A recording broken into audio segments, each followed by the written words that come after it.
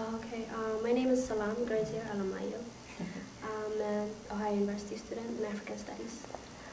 Today I'll be talking about the Ethiopian Sports Federation in North America.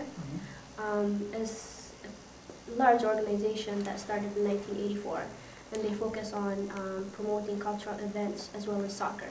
But like they have their main thing is soccer. Okay.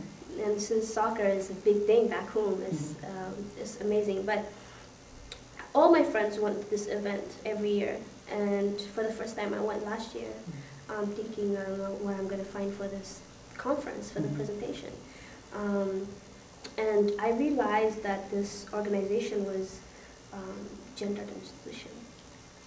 Because when I start paying attention, I see the women as entertainers, as the supporters, the people who are sitting on the audience and cheering or dancing, and it's an amazing event. I loved being there. It's very empowering. It creates a nationalism, and it brings the Ethiopians in North America as well as people from Ethiopia come to this event. It's that big. People from France, people from Germany. It's pretty big, and I didn't understand why they didn't have a women's team yet, since this was their 22nd annual festival. I tried to get to talk to the president. It was pretty difficult to tell them, and I emailed them and stuff like that, trying to see that why they haven't formed a women's team, but I haven't gotten a reply yet. So my thing is, I see this organization being such an important, has a great influence basically in the community in North America as well as Ethiopia, because they wait to see, they make DVDs, they make tapes, they wait to see every year what is happening outside of the country. It has become very powerful, very popular, and my suggestion is basically to have a women's team, because they will help break that gender barrier back home or in here. And I mean, I just saw the whole organization being a larger picture of the Ethiopian culture as a whole. And I see it being a very powerful tool to encourage women, even back home, because when they see this on TV, it's like, oh, it's possible, there's women playing. Because usually the women don't really play soccer. I mean, I'm talking about the majority of women, because we do have a soccer team of women. And I'm sure you guys know that women in Ethiopia has really, broken the gender barrier through Olympics. And what they're doing right now is amazing, because they have a conference coming up, and as well as running only by women in March 2006. They have this event is sponsored by UN, is sponsored by CARE. And that event is basically just to focus on women and how women can make their own choices. And this is a female athlete? Yeah, female athletes, they're runners. And all of them will be participating, basically, not only the ones that have won Olympics, but the ones that are also running it. So this is an example. This is not just sports, it's also giving the women to even talk about other issues, as well as participate as the main actors, not just being included and they're supporting or they're writing or doing other things.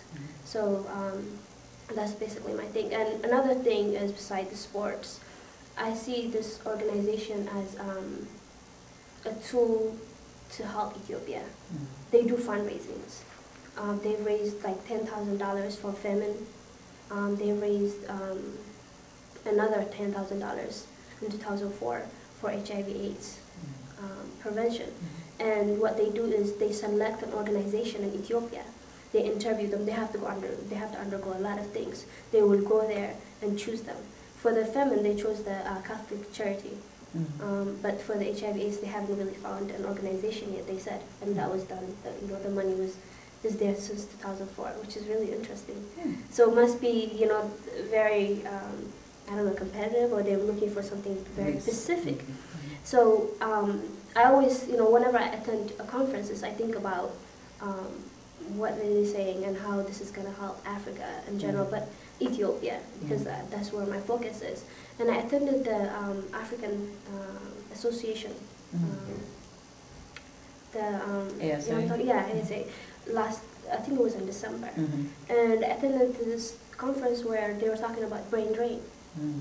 And there was a lot of Ethiopian professors, and they talked about how because of the political problems since Haile Selassie and Haile Mariam, that people have been fleeing, and even right now, and the intellectuals are just being drained. Mm-hmm. And when I saw this organization and I stopped putting my work together, I'm thinking, that this will be an example of like the circulating, brain circulation, circulating, saying even though they are in the United States, it is possible to make a difference. Mm-hmm. You don't have to necessarily feel guilty or feel like you're not doing anything. If you have such organization like this and also playing sports, Mm-hmm.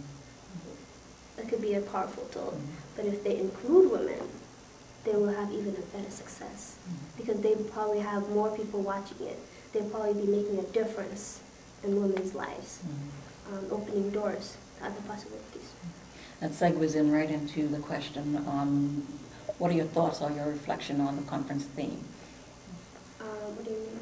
What do you think about the conference theme? Is it a good theme, an important theme? Oh, I think this conference, you mean, I think is wonderful. I mean, it allows you to talk about the issues.